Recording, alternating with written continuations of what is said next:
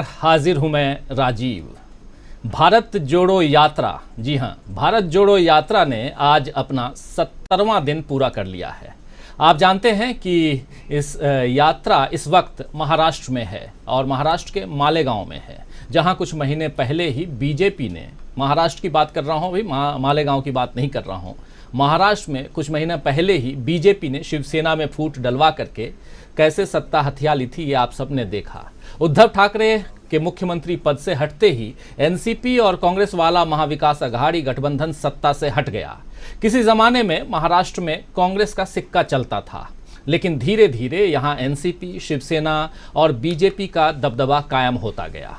कांग्रेस का जनाधार अब भी कई हिस्सों में बना हुआ है, लेकिन पहले जैसा माहौल कांग्रेस के लिए नहीं है महाराष्ट्र में। इन विपरीत हालात में जब राहुल गांधी भारत जोड़ो यात्रा लेकर महाराष्ट्र पहुंचे थे, तो ये अटकलें लगाई जा रही थीं कि यहां दक्षिण भारत जैसा समर्थन शायद उन्हें नहीं मिले, लेकिन ये अटकलें गलत साबित हुई।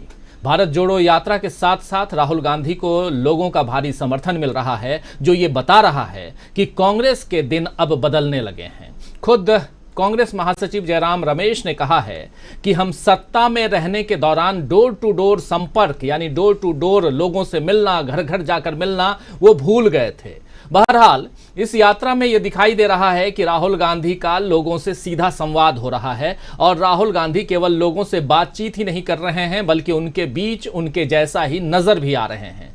तेलंगाना में आप लोगों को याद होगा, राहुल गांधी ने एक नहीं दो बार डांस परफॉर्म किया था, कह सकते हैं, नृत्य किया था वहाँ के लोगों के बीच में। और ऐसी ही वानगी, ये जो तस्वीर आप देख रहे हैं, ये तेलंगाना की तस्वीर आप देख रहे हैं, जहाँ राहुल गांधी डांस करते हुए दिखाई दिए थे, लेकिन आज फिर से उन्होंने डांस किया है।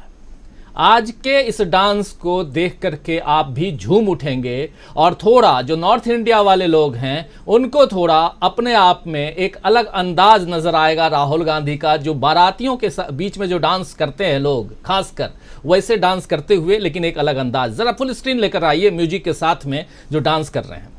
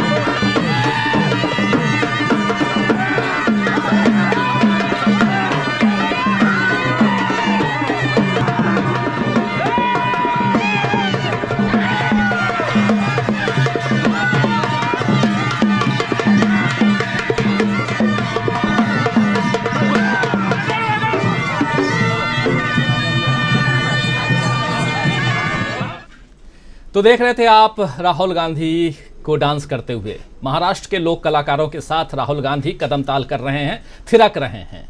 आम लोगों के बीच घुल मिल जाने का ये गुण उन्हें, यानी राहुल गांधी को आज के बाकी नेताओं से अलग बना रहा है, क्योंकि अब तो राजनीति में वीआईपी कल्चर हावी है। नामी गिरामी लोगों के साथ एक सेल्फी के लिए आम जनता उमड़ पड़ती है, और लेकिन भारत जोड़ो यात्रा में आप देखिए कि राहुल गांधी खुद लोगों को बुलाकर उनके साथ फोटो खिंचवाते हैं।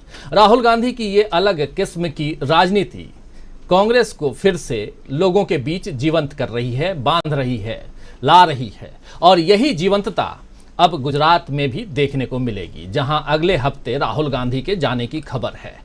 आपको हम बता चुके हैं कि राहुल गांधी का नाम कांग्रेस के स्टार प्रचारकों में शामिल किया गया है। स्टार प्रचारक गुजरात की बात मैं कर रहा हूं। दरअसल गुजरात में बीजेपी इस बार सत्ता बचाने के लिए सभी तरह से जोर लगा रही है। प्रधानमंत्री नरेंद्र मोदी अपने कार्यकर्ताओं को पहले ही आगाह कर चुके हैं कि कांग्रेस बहुत चुपके से काम कर रही है, यानी बीजेपी का ध्यान कांग्रेस की रणनीतियों पर लगा हुआ है। कांग्रेस ने पिछली बार तो बीजेपी को कड़ी टक्कर दी थी, मगर मोदी जी अपने ऊपर की गई टिप्पणी से, आप याद कीजिए वो टिप्पणी किसकी, आपको याद होगा, खैर यहां बताने की जरूरत नहीं है, उस टिप्पणी से सहानुभूति वोट पाने में सफल हो गए थे। कई टिप्पणियां आई और उन टिप्पणियों के सहारे प्रधानमंत्री नरेंद्र मोदी हर बार गुजरात का चुनाव जीतने की कोशिश करते हैं, शायद जीत के निकल भी आते हैं। इसीलिए तो बीजेपी वहां 27 साल से है और उन 27 सालों में लगभग ये 22वां साल है जहां मोदी का राज चल रहा है। मोदी जी 2014 में वहां से तो दिल्ली आ गए, लेकिन अभी भी राज तो उन्हीं का चल रहा है। अब भी 2-3 किलो वाली गाली वाला बयान आपको याद कीजिए, वही सहानुभूति के लिए है, जो प्रधानमंत्री कह रहे थे कि मैं तो रोज 2-3 किलो 4 किलो गाली खा लेता हूं। तो इसके साथ ही मोदी जी का एक और बयान काफी चर्चा में है, और वो बयान है कि ये गुजरात मैंने बनाया है, यानी मोदी जी हर हथकंडा अपना रहे हैं गुजरात को जीतने के लिए।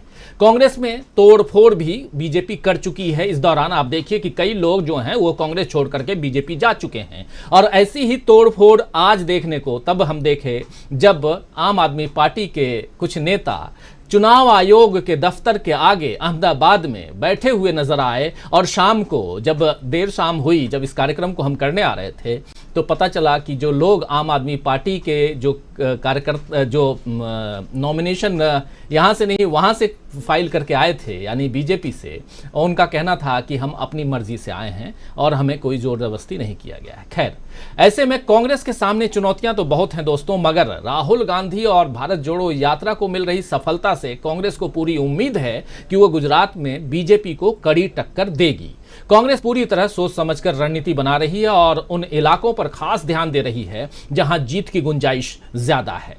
कांग्रेस पार्टी का फोकस आदिवासी, दलित, पिछड़ा वर्ग, पटेल और मुस्लिम समुदाय को साधने पर है। करीब 1,59,00,000 लोगों तक, मतदाताओं तक राहुल गांधी के 8 वचनों वाला पत्र जो है वो अब तक बांटा जा चुका है। आप समझ लीजिए, लगभग आप कहें तो 1.25 करोड़ चिट्ठी, राहुल गांधी के 8 वचनों वाली चिट्ठी 1.25 करोड़ मतदाताओं तक बांट दी गई है। तो इसका मतलब है कि कांग्रेस वहां काम कर रही है। और इसीलिए इसके साथ साथ एक बात और भी है, कल आप लोगों ने देखा होगा कि कन्हैया कुमार गरजते हुए नजर आए थे, और कई युवा नेता इस वक्त, 1-2 नहीं बल्कि 50 युवा नेता, कांग्रेस के युवा नेता गुजरात में काम कर रहे हैं। तो क्या राहुल गांधी ने इस पदयात्रा के जरिए, जिस वक्त उनको सोचने, समझने, भारत को देखने, भारत की संस्कृति को देखने, उन तमाम चीजों को समझने की का टाइम मिल रहा है, और ऐसे समय में खेला कर दिया है? क्या गुजरात इस बार बहुत टफ होने जा रहा है बीजेपी के लिए? आइए इसी को समझेंगे, लेकिन और चर्चा को आगे बढ़ाएंगे और समझेंगे कि राहुल गांधी ने जो खेला किया है उसके कारण क्या बीजेपी फंस गई है? क्या कांग्रेस की रणनीतियों के कारण इस बार बीजेपी को सफलता नहीं मिलेगी बल्कि कांग्रेस को सफलता मिलेगी? क्या अपने ही गढ़ में बीजेपी घिर गई है?